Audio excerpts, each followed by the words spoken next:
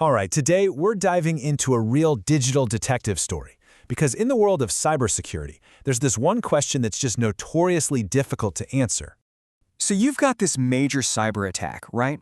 And the people behind it are pros. They're like ghosts, erasing every digital footprint across the internet. So how in the world do you figure out who actually did it? I mean, who is really behind that keyboard? Now, most people will tell you it's impossible, that you can't really know. But they're wrong. The truth is, it's way more interesting than that. It's not impossible, it's just a whole different kind of puzzle. Okay, so let's get into it. The whole investigation kicks off right at the digital crime scene. Think of it like dusting for fingerprints, but instead of dust, you're looking for bits and bytes, these tiny little clues that are going to build the whole case. So, first things first, how did the bad guys get in? You might be picturing some crazy, complex hacking, but honestly, most of the time, it's way simpler.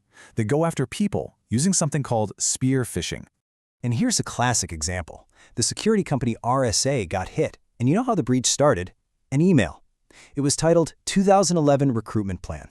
Looked totally harmless, but one person clicked it, opened the attachment, and boom, that's all it took. The attackers were inside. But it's not just about what they do. Another huge clue is when they do it. It's called pattern of life analysis.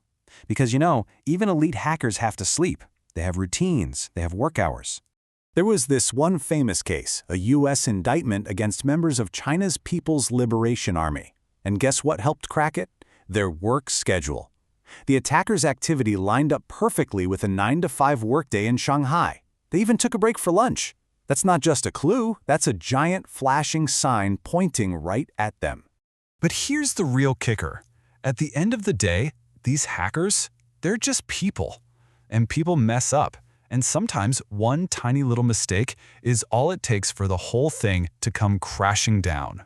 This is exactly what happened to Hector Monsegur. You might know him as Sabu from the hacking group Anonymous. The guy was a leader, super careful. But once, just one time, he forgot to turn on his privacy tool before jumping into a chat room. The FBI saw his real IP address for a split second, and that was it. Game over. Okay, so you've got all these little digital breadcrumbs. What happens next? Well, we move up a level.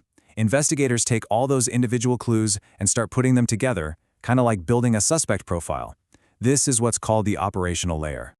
And this is a great way to visualize it. Attribution isn't just one thing, it's a process with layers. You start at the bottom with those tactical clues we just talked about, then you move up to operational, where you connect the dots, and finally you get to the strategic layer. Think of it like a funnel, starting wide with all this data and narrowing it down to a single conclusion. So in this middle stage, the goal is to build a chain. You're trying to connect the digital persona, the hacker's handle, to a real person. And then you have to connect that person to an organization, like a government or a military unit. The Putter Panda case is the perfect example of this. A security company, CrowdStrike, found this online handle, CPYY. From there, they found registration data that pointed to a real guy, Chen Ping. And then, get this, they found his online photos. He had posted pictures from his desk, which just happened to be inside a building that was the headquarters for a specific unit of the PLA. Unbelievable. All right, so the digital detective work is pretty much done. The case is built. But we're not finished yet, not by a long shot. Now we climb to the final level, the strategic layer. This is where all that technical evidence smacks right into real-world geopolitics. And there's a really important idea here called the aperture. Just think of a camera lens. The wider you open the aperture, the more light comes in, right? Well, in intelligence, the wider your aperture, the more information you can bring into your investigation. And this is the huge difference between what a private security company can do and what a government can do. A company sees the technical stuff, the malware code, the IP logs. A government, they can widen that aperture to include everything. Intercepted phone calls, spies on the ground, even satellite imagery. And believe it or not, this has been going on for a long time. The first really big state-on-state cyber espionage campaign was way back in the late 90s. It was called Moonlight Maze. And the way they figured out it was the Russian government wasn't just by looking at the computers. The US brought in signals intelligence, intercepts, and even photos of the buildings the signals were coming from. And this really gets to the heart of it. Attribution isn't some clean, simple answer you find in the data. It's a judgment call. It's a political decision. A country looks at all the evidence and has to decide, is it worth it to point the finger? What are the stakes? So, we've gone all the way from a single phishing email to the highest levels of global politics. So what have we learned? What's the bottom line here? Well, a few things. First, attribution isn't a simple yes or no. It's really about chipping away at uncertainty until you're confident enough.